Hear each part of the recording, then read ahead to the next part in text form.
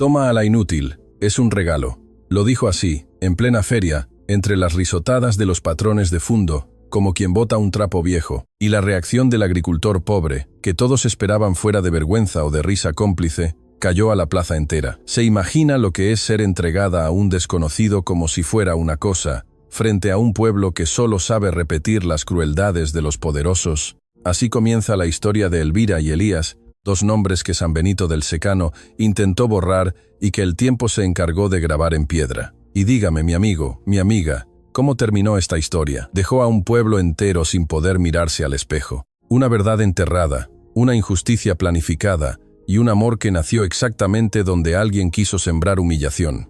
Quédese conmigo, porque va a entender por qué ese sábado de feria cambió para siempre el rumbo de todos los que estaban ahí. Prepare el corazón. El romance, el dolor, la superación y un desenlace lleno de emoción están por comenzar. Ahora, dígame, ¿desde qué rincón del país está escuchando esta historia? Era el año 1908, en el interior de Chile, en una época en que la república era una palabra nueva, pero las viejas costumbres mandaban más que cualquier constitución. El secano ardía bajo el sol de septiembre, y el pueblo de San Benito del Secano olía a tierra seca, a humo de cocina a leña y a orden de patrón. Así funcionaban las cosas por allá. Quien no entendía de jerarquías lo aprendía por las buenas o por las malas. Los que tenían tierra, plata y el apellido correcto decidían matrimonios, precios, destinos y a veces vidas. Los que no tenían nada aprendían a sacarse el sombrero y a mirar el suelo. No olvide suscribirse al canal, porque historias como estas solo las encuentra aquí, y se vienen muchas más. En la punta de esa pirámide cruel estaba don Aristeo Magallanes Drummond, un hombre de panza gorda, manos limpias y palabra podrida. Nunca en su vida había tocado una pala, pero era dueño de la mitad de los fundos de la región, entre herencias y usuras. Él hacía y deshacía. Él reía al último. Y fue él quien, en una tarde de mucho vino y poca vergüenza, decidió transformar una vida humana en un chiste de cantina. Elías Correa Braga tenía 32 años, y esa clase de silencio que los hombres aprenden cuando entienden temprano que las palabras, si se usan mal, cuestan caro. Era alto, de hombros anchos y cuadrados, con unas manos tan curtidas por el trabajo que parecían talladas en madera oscura. Su piel tostada por el sol del norte contrastaba con sus ojos claros, de un color miel vieja, que miraban el mundo con la calma de quien ya lo ha visto todo, y decidió no sorprenderse fácil. Tenía una cicatriz delgada en la ceja izquierda, recuerdo de un alambre de púa que se cortó en una madrugada de trabajo duro. La llevaba con orgullo, como la medalla de quien no huye cuando el trabajo se pone pesado. Su chupalla gastada era su compañera fiel, y su camisa de tocuyo grueso, lavada cada semana con ceniza, hablaba de un hombre que tenía poco, pero cuidaba lo suyo. Su fundo, Tierra Roja, quedaba en las faldas de la cordillera, a 1,5 leguas de San Benito. Era un lugar chico, como suelen ser los terrenos honestos, sin lujos, sin sobras, pero trabajado con un esmero que hacía que cualquiera que pasara se detuviera a mirar. Esa tierra seca y arcillosa, que los vecinos llamaban ingrata, daba maíz, porotos y un pasto ralo pero suficiente para las pocas cabras y vacunos que Elías criaba. La casa de adobe, sencilla y bien tenida, tenía un corredor angosto que miraba al poniente, donde él solía sentarse después de la jornada a ver cómo moría el sol detrás del cerro. Sereno, un caballo tordillo que era su único compañero de confianza, se quedaba amarrado al poste junto al cobertizo. En los días de más silencio, era con Sereno con quien Elías conversaba más que con cualquier cristiano. 5 años atrás, Elías había perdido a su padre por una fiebre que azotó el secano en pocas semanas. Con el viejo, se fue la única voz que entendía los planes que él tenía para la tierra. 1 año después, su novia, Benedicta, que le había prometido casarse apenas la cosecha diera más, se fue con el hijo del arriero del pueblo vecino, dejándole solo un papelito que decía que no quería ser pobre toda la vida. Elías dobló la nota, la guardó en el fondo del arcón y nunca más tocó el tema, pero sus ojos jamás volvieron a tener la misma luz.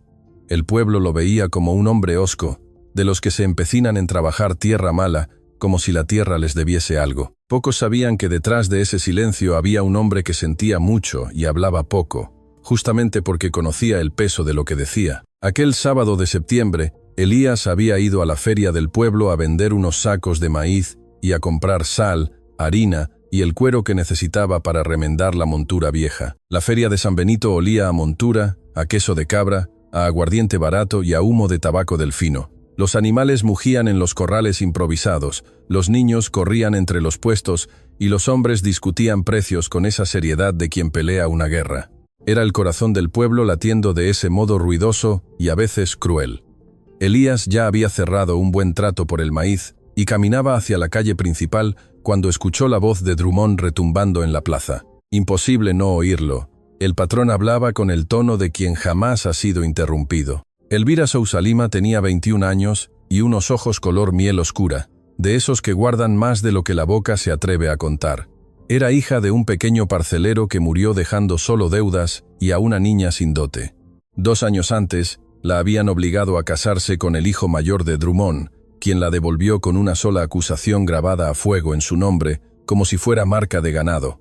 Era estéril, inútil, una mula que no paría. Ningún médico la vio, ninguna prueba se presentó. La palabra del hijo del patrón bastaba para destruir a una mujer de 21 años en San Benito del Secano. Desde entonces, Elvira lavaba ropa ajena, dormía en el granero de una comadre y aguantaba día tras día las miradas torcidas de las beatas y la risa burlona de los hombres que repetían, como si fuera un chiste gracioso, que ella era la inútil de los Drummond. Sus cabellos negros, que antes llevaba sueltos al viento con esa gracia linda de los que todavía creen en el futuro, ahora andaban amarrados en un pañuelo rojo desteñido, lo único que le quedaba de su madre. Pero había algo en su forma de caminar, en cómo erguía los hombros y levantaba la barbilla, incluso cuando todo por dentro se le quebraba, que demostrabas una fuerza que 2 años de humillaciones no habían podido romper. Fue ahí cuando Drummond, ya colorado por el vino antes del mediodía, decidió divertirse a costa ajena.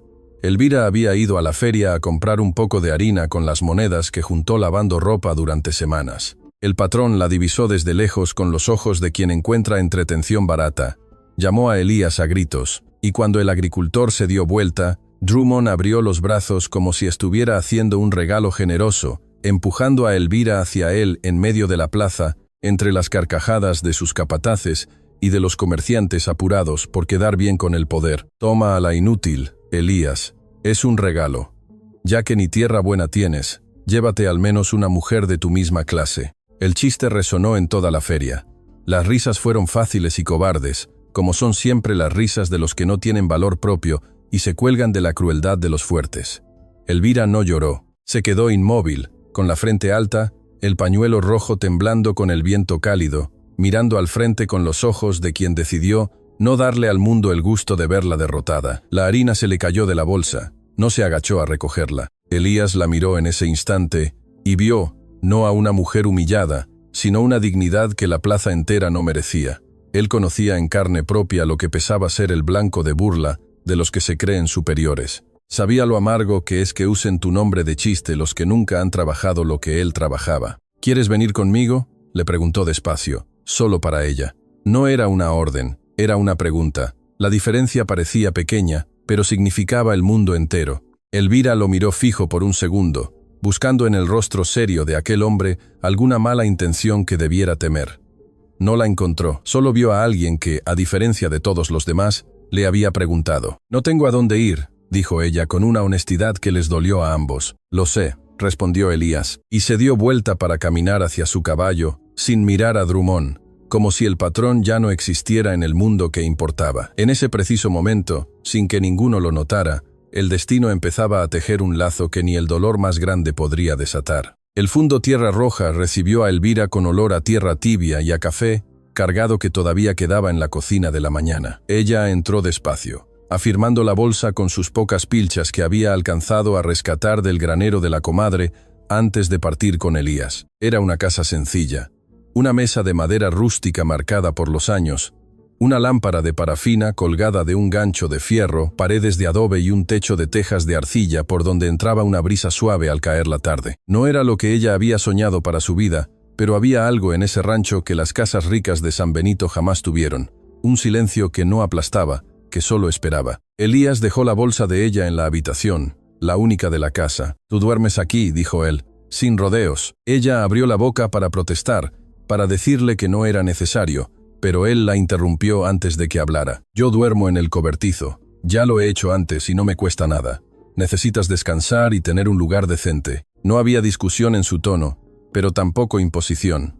Era la lógica simple de un hombre que decidió hacer lo correcto y no quería darle vueltas al asunto. Ella cerró la boca y asintió, sintiendo que algo se le apretaba en el pecho, y no era pena. Esa primera noche, acostada en el colchón de paja que olía a lavanda seca, Elvira estuvo desvelada por horas, escuchando los grillos afuera y el viento colándose por las rendijas de la ventana. Esperaba, como le habían enseñado a esperar siempre, que viniera algún cobro, alguna condición.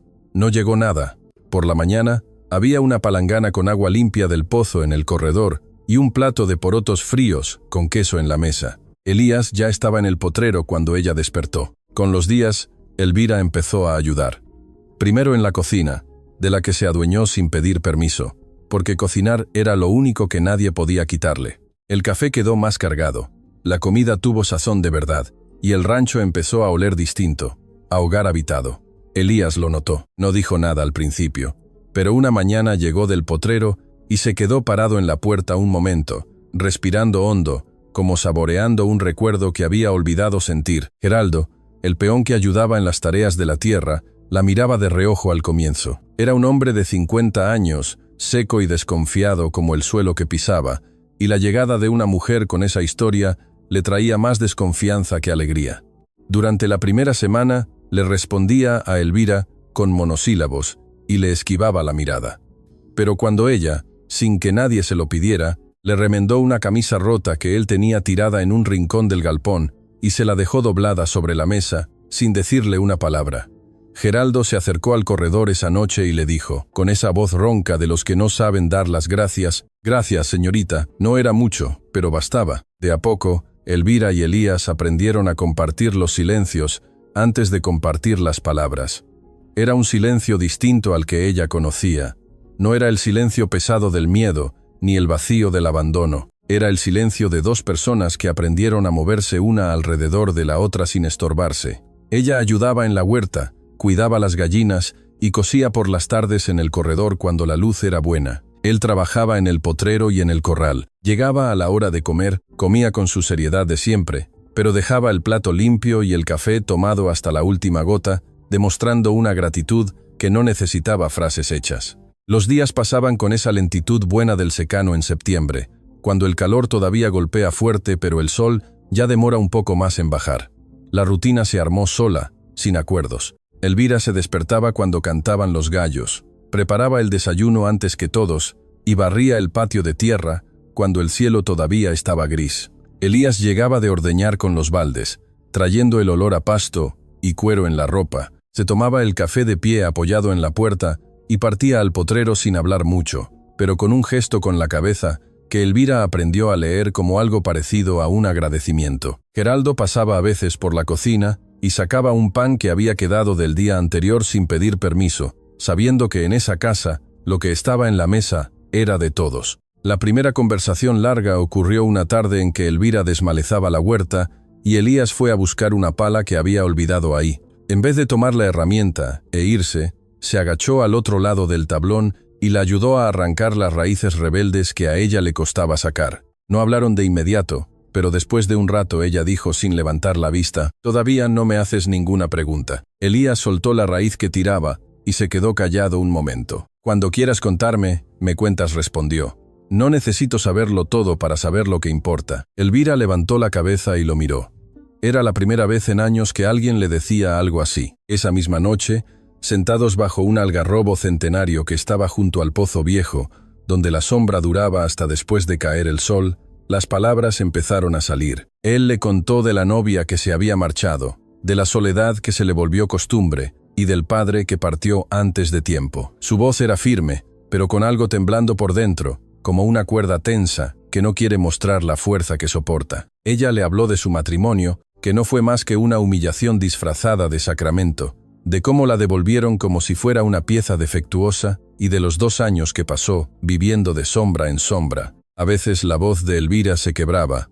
Cuando pasaba, esperaba un momento, respiraba y seguía, porque había aprendido que el dolor no se va cuando uno se calla, solo se vuelve más pesado. El dolor de uno reconoció el dolor del otro, como quien reconoce la cara de alguien que cargó el mismo fardo por un camino diferente. Cuando ella terminó de hablar, Elías se quedó mirando el pozo por un largo rato. El canto de los grillos llenaba el espacio entre los dos. Luego dijo despacio, midiendo cada palabra: «Lo que te hicieron fue una cobardía, Elvira. Y una cobardía con apellido de patrón sigue siendo una cobardía». Ella no respondió, pero al levantarse para volver a la casa, pasó la mano suavemente por el tronco del algarrobo, como despidiéndose de un viejo confidente. Por primera vez en mucho tiempo, sintió que había un lugar donde podía descansar. El pueblo, por supuesto, no los dejó en paz. Doña Perpetua, la rezadora y chismosa de la parroquia, que se sabía los pecados ajenos mejor que los propios, esparció por todo San Benito que Elías se había quedado con la rechazada de los Drummond.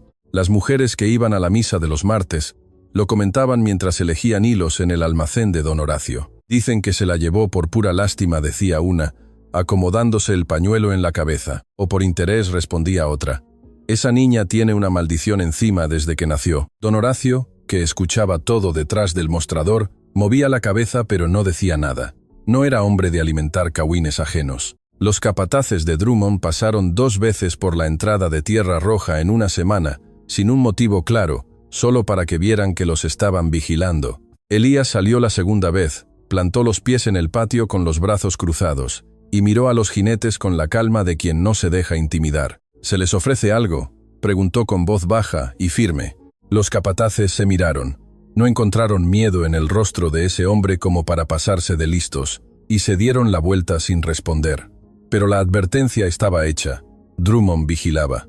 Y el mismo patrón, al ver que su chiste no estaba funcionando como quería, que el parcelero no andaba agachando la cabeza de vergüenza ni dándole las gracias, sintió por primera vez una molestia que no sabía cómo nombrar. Era la sensación de quien tira una piedra y no escucha el golpe que esperaba. Con las semanas, la vida en el fondo fue tomando una textura nueva, hecha de pequeños detalles que solos no significaban nada, pero que juntos construían algo que ninguno de los dos se atrevía a nombrar. Elías descubrió que Elvira sabía de plantas medicinales, que distinguía el pasto bueno del malo para los animales, y que miraba la tierra con un conocimiento que ningún hijo de patrón tendría jamás. Elvira descubrió que Elías se reía de vez en cuando, con una risa corta y escasa, como lluvia en el secano, pero que cuando aparecía, le iluminaba la cara de un modo que ella se quedaba pensando en eso por horas. Una tarde de jueves, Elías reparaba el cerco del corral cuando la herramienta se le resbaló y le abrió un tajo profundo en la palma de la mano. Se apretó con un trapo de trabajo y siguió dándole, porque para él parar nunca fue opción. Elvira, que estaba en la huerta y lo vio de lejos, llegó rápido con agua y un paño limpio que guardaba para las curaciones. «Déjame ver», dijo con una firmeza que no aceptaba un no por respuesta. Elías se resistió un poco, pero la dejó hacer. Cuando los dedos de ella tocaron su mano para limpiar la herida con cuidado, los dos se quedaron mudos. Era una cercanía simple, necesaria, pero había algo en el cuidado de Elvira, en cómo se concentraba en su herida, como si el dolor de él fuera lo único que importara, que Elías no recordaba cuándo había sentido por última vez. Él desvió la mirada hacia el cerro. Ella terminó de vendarlo sin decir nada, pero ninguno se movió de inmediato. Se quedaron ahí un segundo más de lo necesario. Y ese segundo pesó más que todo lo que se habían dicho antes. Una noche de luna llena, cuando el secano se ponía plateado y las ranas cantaban en el pozo viejo, Elvira cosía un vestido en el corredor, cuando Elías salió del galpón y se paró a su lado a mirar el horizonte. «¿No extrañas nada del pasado?», preguntó ella sin dejar de coser. Elías lo pensó antes de responder a su modo. «Extraño cuando el fundo tenía más vida, cuando mi padre estaba vivo y nos quedábamos conversando en este corredor hasta tarde». Ella detuvo la aguja. ¿Cómo era él? Y Elías, para su propia sorpresa, empezó a hablar. Le contó de su padre, que se levantaba antes que el gallo y se acostaba después de apagar la vela, de un hombre que decía que la tierra no le miente a quien la trabaja de verdad, de las historias que contaba en la cena para acortar la noche. Cuando se dio cuenta de que llevaba casi 1 hora hablando, se sintió incómodo. Elvira sonreía apenas, con la costura olvidada en el regazo. «Se nota que era un buen hombre», dijo ella. Elías la miró y no respondió, pero en su silencio no había incomodidad. Pero el mundo de afuera no descansaba. Drummond empezó a moverse de manera más directa. Mandó a decir al almacén de don Horacio que no haría más negocios con nadie que le comprara o le vendiera a Elías, una presión oculta que algunos aceptaron por miedo y otros ignoraron por decencia. Después vino la calumnia. Corrió el rumor por medio del barbero de que Elvira se había escapado de un pueblo vecino tras robarle a sus patrones. Una mentira sin patas ni cabeza, pero que prendió rápido en las bocas de los que siempre buscan una excusa para despreciar. Elías lo supo por Geraldo, que lo escuchó en la feria y volvió masticando rabia. Van a tener que pagar por esto algún día, masculló Geraldo, que rara vez se metía en problemas ajenos. Elías asintió, pero no dijo más. El enfrentamiento directo llegó una mañana de lunes, cuando el sol recién empezaba a calentar. Drummond se bajó del caballo en la entrada de Tierra Roja, con la arrogancia de quien viene a cobrar una deuda que no existe, acompañado por dos de sus hombres más corpulentos. Elías estaba en el patio, esperándolo como si supiera que esa visita iba a ocurrir. Elvira, al oír el galope, se asomó a la puerta de la casa, desde donde podía ver todo perfectamente. Elías pistó el patrón con voz pastosa de soberbia. «Sabes bien que esto no le hace bien a nadie. El pueblo habla. Estás manchando tu nombre y el mío al mismo tiempo». Elías cruzó los brazos. «Mi nombre es mío, patrón. No tiene ninguna mancha». Drummond se puso rojo. No estaba acostumbrado a que le respondieran de frente. «Esa mujer es un problema, muchacho. Siempre lo ha sido. ¿Sabes qué se hace con los problemas?» «Sé lo que yo no hago», dijo Elías apretando los dientes. «No trato a las personas como si fueran problemas. Y en este fundo, mientras yo esté de pie, tampoco se hará. Si no tiene nada más que decir, la salida está a su espalda». Drummond miró a Elvira en la puerta. Luego volvió a mirar a Elías. Había algo en los ojos del patrón que no era solo rabia. Era el desconcierto de quien se da cuenta de que calculó mal y todavía no sabe en qué falló. Sin decir más, montó su caballo y se fue, levantando una polvareda roja en el camino. Pero esa noche, Elvira se quedó sentada en el corredor después de que Elías se fuera a dormir y sentía el pecho cargado de una pena vieja que conocía bien. El viento traía olor a pasto seco y a tierra sedienta. La vela adentro del rancho daba una luz débil por la ventana abierta, y los grillos cantaban ajenos a lo que pasaba con los humanos. Ella ya había visto esa mirada en Drummond. Sabía que hombres como él no se daban por vencidos con un desplante, retrocedían para planear mejor su golpe. Y al pensar en todo lo que Elías había perdido en las últimas semanas, los tratos que se cayeron, el vecino que dejó de comprarle maíz por miedo al patrón, el alambre del cerco que apareció cortado una noche, sintió el peso insoportable de ser la causa de la ruina de ese hombre.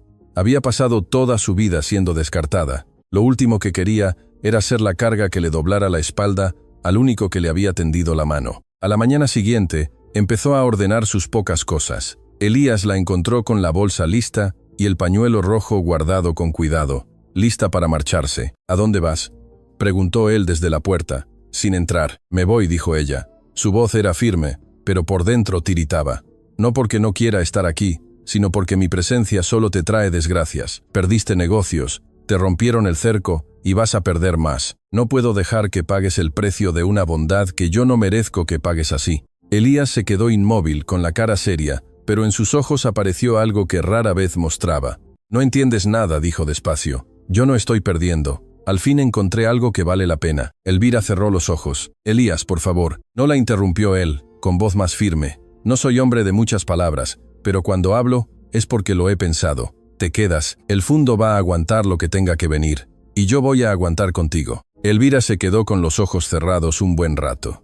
Cuando los abrió, las lágrimas le caían sin poder contenerlas.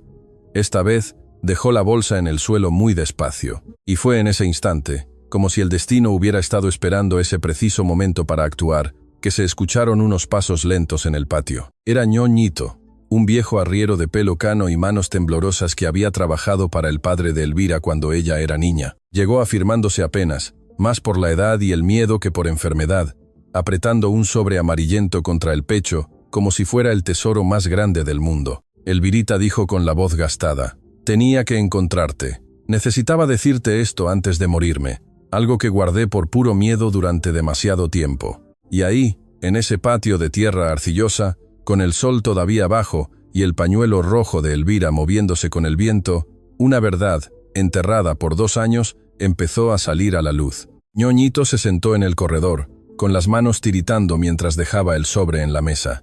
Elvira se puso a su lado. Elías se quedó de pie, apoyado en el marco de la puerta, sin apurarlo. El viejo respiró profundo, se humedeció los labios secos y empezó a hablar. Había callado por miedo durante 2 años, el miedo de un viejo desprotegido frente al poder de un patrón de fundo. Pero el peso de morirse cargando ese secreto se le había vuelto demasiado pesado para sus hombros cansados. «Yo vi lo que pasó cuando murió tu padre», dijo mirando a Elvira, con una voz seca como la paja. «Vi a Drummond mandar a inscribir las tierras como suyas antes de que el cuerpo de tu finado padre se enfriara. Vi la firma que falsificó con la ayuda de 2 testigos pagados. Y vi el papel que mandó a hacer desaparecer. El papel que acreditaba que el sitio era de tu abuela generosa y que te lo había dejado de herencia para cuando llegara el momento». Elvira se quedó helada. Elías bajó los escalones del corredor y se acercó sin hacer ruido. «¿El papel que hicieron desaparecer?», preguntó ella casi sin voz. «Todavía existe, ñoñito», apretó el sobre. «Yo alcancé a rescatar una copia. La noche en que Drummond mandó a quemar los documentos de las tierras de tu familia, yo saqué una copia que estaba en la oficina del conservador. La tuve guardada debajo de las tablas de mi piso por 2 años. No he podido dormir tranquilo en todo este tiempo». Le entregó el sobre con manos temblorosas. «Es tuyo, niña. Siempre fue tuyo». Elvira abrió el sobre con dedos torpes. El papel estaba amarillento, con los bordes gastados por los años, pero la letra manuscrita, firme y clara, era perfectamente legible. La inscripción de propiedad de un terreno de tierras fértiles a la orilla del estero, dejado por doña Generosa Sousa Lima, a nombre de Elvira Sousa Lima, su única y legítima heredera. Abajo, en un segundo documento, había una copia parcial de otra escritura, esta con la firma burdamente falsificada de Aristeo Magallanes Drummond, fechada 3 días después de la muerte del padre de Elvira, donde supuestamente le transfería esas mismas tierras con testigos pagados. La falsificación era evidente. Las fechas no cuadraban y los supuestos testigos eran los mismos inquilinos que trabajaban en la casa patronal de Drummond. La estafa no era de Elvira, el delito era de Drummond, y ahora estaba ahí, escrito en un papel que temblaba en las manos de la mujer a la que él había desechado por inútil después de haberle robado lo suyo. Elías leyó los papeles por encima del hombro de Elvira.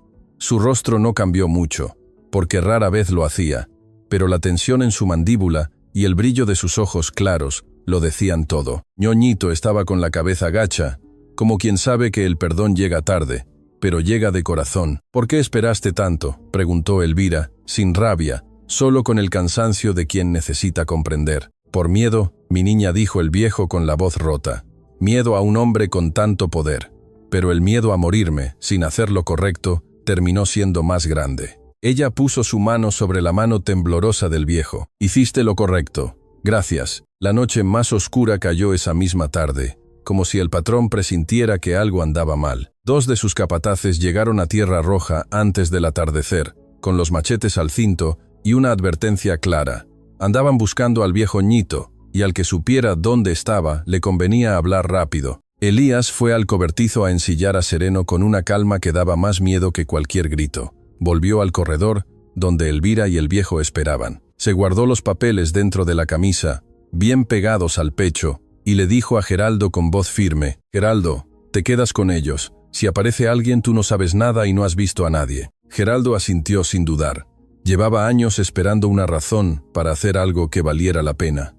Elvira tomó a Elías del brazo. «¿A dónde vas?». «Al pueblo», respondió él. «¿A esta hora? ¿De noche?». «Sí, antes de que Drummond mande a buscar estos papeles mañana temprano». Sereno corrió en la oscuridad del secano, como si conociera el camino de memoria, y así era. Elías cabalgó hacia el pueblo con los documentos contra el pecho, sintiendo el viento cálido en la cara y el latido leve de la cicatriz en su ceja, como le pasaba siempre que estaba tenso. El camino de tierra era solo una línea oscura bajo la luna llena, y el monte a su alrededor hacía sus ruidos de madrugada, grillos, el canto lejano de un chuncho y el roce de los arbustos con el viento. Elías no apuró al caballo más de la cuenta. Había aprendido que el que corre sin pensar llega antes de estar listo, y él tenía que estar listo para cuando llegara. En San Benito, despertó al comisario Arlindo, un hombre con conciencia que le debía favores a Drummond, pero le debía más a su propia dignidad. Golpeó la puerta del padre Honorio, un sacerdote de 70 años que había enterrado a medio pueblo, y ya no le tenía miedo a ningún patrón, porque quien ha estado tan cerca de la muerte mira a los vivos con otra medida. Y fue a buscar a 3 de los vecinos más respetados de la zona, pequeños agricultores y comerciantes que por años habían tenido que tragarse los abusos de Drummond con el sabor amargo de la impotencia, pero que esa madrugada escucharon a Elías con los papeles en la mano y los ojos firmes y sintieron que tal vez había llegado el momento de cambiar las cosas. Antes del amanecer, Elías regresó al fundo con el comisario, el cura y los testigos. Ñoñito seguía despierto, sentado en el corredor junto a Geraldo y Elvira, que no había pegado el ojo en toda la noche. Al ver llegar al grupo, ella se levantó despacio y cerró los ojos un instante, como quien recibe una noticia que esperó demasiado tiempo para dejarla entrar de golpe. «Está todo listo», dijo Elías al bajarse del caballo. «Mañana en la mañana, antes de la misa, se va a poner todo por escrito con la firma del comisario y el testimonio del padre». El comisario Arlindo examinó los papeles con gravedad. «Esto es una estafa grave, Elías. Cárcel segura». «Lo sé», respondió él. «Eso es lo que tiene que pasar». A la mañana siguiente, los vecinos de San Benito del Secano se reunían para la misa dominical cuando Elías entró a la iglesia con Elvira de la mano. Ella afirmaba el sobre con fuerza, llevando su pañuelo rojo amarrado al cuello como quien se pone los colores para dar una batalla. Elías caminó por el pasillo central con paso firme, despacio, sin la prisa de quien tiene algo que ocultar. Los murmullos empezaron de inmediato. Había de todo en la iglesia: los curiosos, los cobardes, los honestos que no se atrevían a actuar, y los malintencionados que nunca faltan donde hay drama. Drummond estaba en las primeras bancas con su familia y sus allegados, colorado de soberbia dominical. «Le pido permiso al padre Honorio y a todos los presentes», dijo Elías, y su voz sonó fuerte y clara, en medio del silencio que se hizo de golpe. «Vengo aquí porque la verdad merece testigos que estén a la altura». Drummond se levantó de inmediato, arrastrando la banca de madera con ruido sobre el piso de piedra. «¿Qué falta de respeto es esta? ¿Con qué derecho vienes a interrumpir?» «Con el derecho que dan los papeles firmados». Patrón Elías no levantó la voz, no le hacía falta. Había una fuerza en la calma de ese hombre de campo que pesaba más que cualquier grito. Esta mujer continuó, dándose vuelta hacia la congregación, a la que usted entregó en la plaza, como si fuera un desecho. Se llama Elvira Souza Lima. Es hija legítima de don Jacinto Souza Lima y heredera del fundo, a la orilla del estero de Piedras Blancas, que estaba inscrito a nombre de su abuela generosa y que le correspondía por ley, una propiedad que don Aristeo Drummond falsificó para inscribirla a su nombre 3 días después de la muerte de su padre, usando la firma de testigos que duermen en su casa y comen de su mesa. El silencio en la iglesia era tan denso que no dejaba pasar ni el aire. Drummond se puso morado de rabia. «Mentira, una calumnia de este muerto de hambre que...». El padre Honorio levantó la mano con una autoridad suave que acalló al patrón de golpe. «Deja hablar al hombre, Aristeo. En la casa de Dios todos tienen voz, incluso los que siempre han tenido que callar». El comisario Arlindo, que había estado al fondo del templo desde el comienzo, avanzó por el pasillo con los papeles certificados en la mano. Ñoñito, que había entrado en silencio por atrás y se había quedado cerca de la pila bautismal, dio un paso al frente cuando lo llamaron. Con la voz trémula pero la mirada firme de quien por fin se quita de encima una culpa de 2 años, confirmó cada detalle, cada fecha y cada mentira. Drummond intentó defenderse una vez más, tirando amenazas, mientras sus allegados hacían amago de apoyarlo. Pero hay un momento en que el poder de un hombre malo solo dura mientras nadie lo desafía frente a todos. Después de eso, el poder se deshilacha como género barato que nunca fue tan fuerte como parecía. Las miradas empezaron a cambiar. Primero fueron los hombres más viejos, luego las mujeres que siempre habían sabido más de lo que decían, y después los más jóvenes que se habían criado con miedo a ese apellido. Uno a uno, los rostros de la iglesia se dieron vuelta hacia Drummond, con una expresión muy distinta a la de siempre. Ya no era respeto, era desprecio. En ese momento, cuando la verdad brilló más fuerte que cualquier engaño, ya no hubo vuelta atrás. Elvira no era lo que el pueblo había juzgado, y Elías no la había recibido por lástima. La había elegido antes de saber de herencias, de tierras o de escrituras. Era un amor construido sobre el respeto, y todos en ese lugar lo sabían. El comisario Arlindo no perdió tiempo. Don Aristeo Drummond fue detenido esa misma tarde de domingo, antes de que el sol se ocultara tras los cerros, acusado de falsificación de instrumento público, usurpación de tierras y desacato. Los terrenos del estero de Piedras Blancas fueron embargados de inmediato por orden judicial. 2 de los empleados que habían firmado como testigos en la falsificación Al ver que la protección de su patrón ya no valía nada, confesaron todo esa misma tarde. A la semana siguiente, el juez de letras, que vino especialmente a confirmar la causa, declaró ante el tribunal que rara vez había visto un caso con pruebas tan contundentes y una estafa tan evidente, 10 años de presidio y la restitución inmediata de las tierras a su legítima dueña. El hijo de Drummond, aquel que había acusado a Elvira de estéril, tuvo que presentarse ante el notario y firmar frente a 3 testigos una disculpa pública y retractación de sus dichos. El médico local, llamado a declarar por el comisario, confirmó lo que cualquier persona decente ya sabía. Nunca hubo ninguna prueba de infertilidad. La mentira había sido inventada de la nada, como inventan los cobardes las excusas para justificar sus abandonos. El pueblo de San Benito se quedó muy callado durante esos días. Un silencio que no era de paz, sino de esa vergüenza colectiva que todavía no sabe cómo pedir perdón. Después, poco a poco, empezó el desfile de los que buscaban congraciarse, tratando de encontrar la manera de mirar a Elvira a los ojos sin que la mirada los acusara a ellos mismos. Algunos lo hicieron con timidez, con un saludo respetuoso o llevándole algún regalo de comida al fundo. Otros nunca pudieron y le esquivaron la mirada para siempre. Elvira no les guardó rencor a los primeros ni a los segundos. Había cargado con demasiada pena en la vida como para gastar fuerzas en cobrar cuentas viejas. Lo único que quería era lo que siempre había deseado: la oportunidad de empezar de nuevo. Don Horacio fue el primero en visitarlos.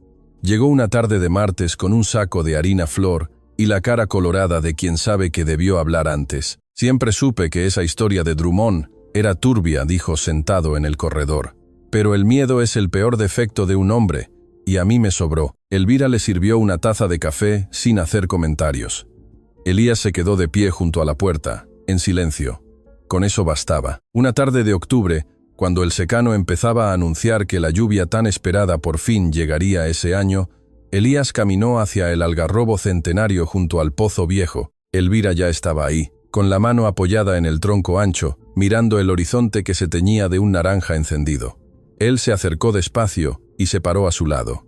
El viento tibio soplaba suave, moviendo las hojas del árbol que había guardado el secreto de tantas cosas. Elías se quedó callado un momento, contemplando el mismo paisaje.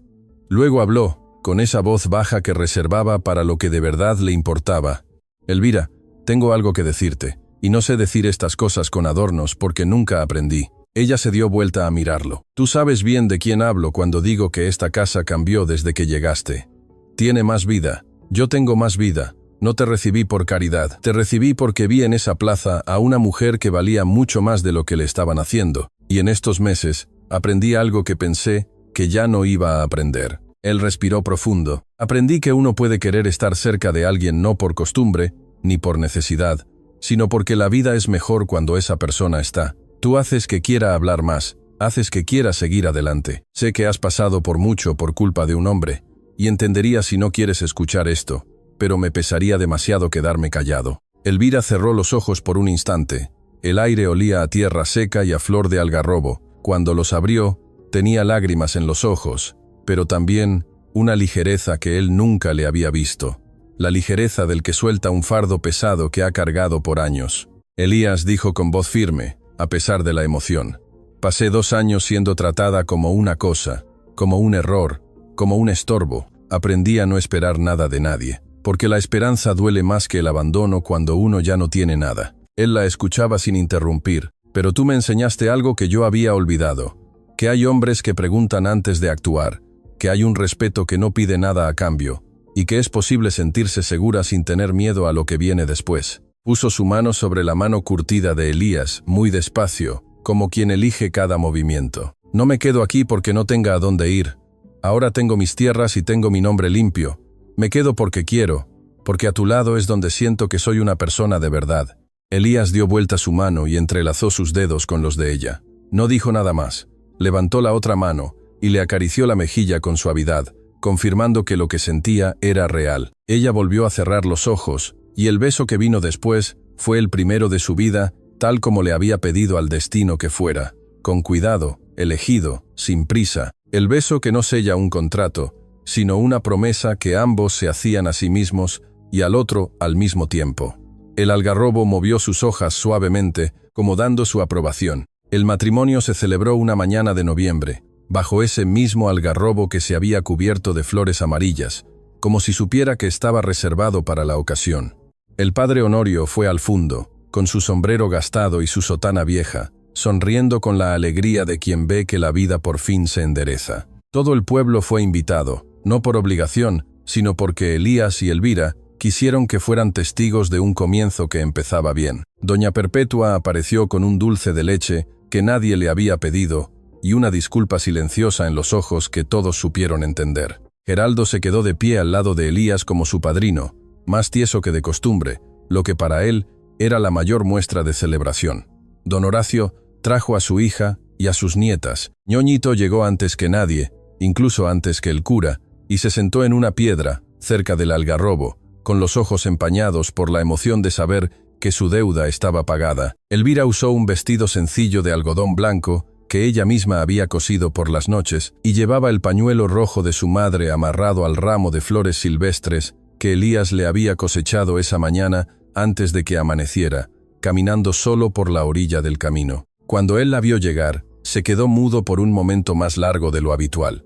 Luego le dijo al oído: «Estás hermosa». Era la primera vez en años que alguien le decía eso sin segundas intenciones, y ella sonrió con toda la cara. Los votos fueron sencillos, porque ambos eran gente de pocas palabras y mucha acción. Pero cuando el padre Honorio preguntó si alguien tenía algo que decir antes de bendecir la unión, Elías sacó del bolsillo un papel doblado. Era la copia autorizada de las tierras de Elvira, con su nombre debidamente inscrito como única dueña por orden del juez. «No tengo un anillo de plata para darte», dijo él, mirándola con esos ojos claros, que ya no tenían la tristeza de antes.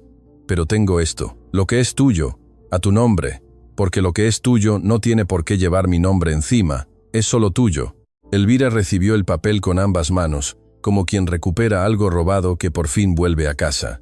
Luego le rodeó el cuello con los brazos, antes de que el cura pudiera decir amén, lo que sacó una risa de todos los presentes, que resonó en el secano como el primer trueno antes de una buena lluvia. La fiesta fue sencilla pero larga, con música de acordeón que tocaba el hijo del herrero. Hubo asado de cordero al palo que Geraldo preparó desde la madrugada con una seriedad solemne, y el aguardiente que él mismo había guardado para una ocasión que creía que nunca llegaría. Los niños corrieron por el patio hasta que Osá y los adultos conversaron de las cosas que se hablan cuando se está alegre de verdad, sin apuros, solo por el gusto de estar juntos. Ñoñito se quedó hasta el final, siendo el más viejo de todos y el que más se reía, como si 2 décadas de culpa le hubieran salido del cuerpo de golpe para dejar una liviandad que casi había olvidado que existía. 3 estaciones después, cuando las primeras lluvias generosas en años cayeron sobre el secano y el pozo viejo de tierra roja se llenó hasta el borde por primera vez en la memoria de los vivos, Elvira fue al algarrobo una mañana temprano, antes de que Elías despertara. Se quedó parada ahí, con la mano puesta sobre su vientre, escuchando el canto de las ranas en el pozo lleno. Cuando él la encontró, ella se dio vuelta con una sonrisa que él nunca le había visto, la sonrisa de quien lleva en el cuerpo una noticia que todavía no cabe en las palabras. No hicieron falta las explicaciones. Él se acercó, puso su mano sobre la de ella en su vientre y se quedó callado un largo rato, con los ojos cerrados, agradeciendo en silencio. El algarrobo se llenó de brotes amarillos ese mismo día, como si el árbol también tuviera algo que celebrar después de tanto tiempo de escuchar historias de dolor y de oír, por fin, una de alegría. Las tierras que Elvira había heredado, antes abandonadas por el desprecio de quien las había robado sin derecho, fueron trabajadas por la pareja con esa dedicación seria que Elías ponía en todo y que Elvira había heredado de su padre, quien sabía que la tierra bien tratada devuelve la mano más allá de una temporada. Con el tiempo, esas tierras florecieron de tal manera que los vecinos se detenían a mirar con una mezcla de admiración y de vergüenza por no haber creído antes. El fundo Tierra Roja, que antes era conocido por su pobreza honesta, empezó a hacerse famoso por la calidad de lo que producía y por la dignidad de la gente que lo trabajaba. Andar por ese camino ya no traía malos recuerdos, y los 2 nombres que San Benito había intentado tratar como un chiste quedaron guardados en la memoria del pueblo, no como burla, sino como ejemplo.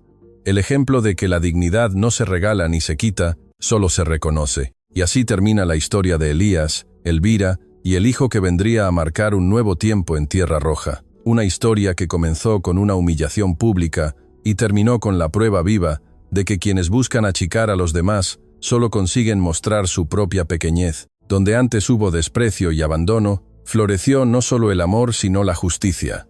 Donde hubo tierra robada, creció vida legítima. La historia de ellos le enseñó a todo ese pueblo que el precio del prejuicio es más caro que cualquier tierra usurpada, y que el hombre verdaderamente pobre no es el que tiene poco, sino el que solo ve valor en lo que puede usar. A veces, el destino nos deja en el lugar donde más necesitamos estar, por un camino que nunca habríamos elegido. Y en ese camino, lo que nos salva no es la herencia, ni la tierra, ni el apellido limpio. Es el primer ser humano que te pregunta antes de juzgar.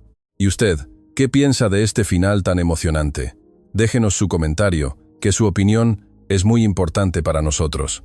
Y si esta historia le llegó al corazón, recuerde dejarnos un me gusta, suscribirse al canal y ayudarnos a seguir creciendo. Comparta este relato para que otros también puedan conocer esta hermosa lección de vida. No se vaya todavía.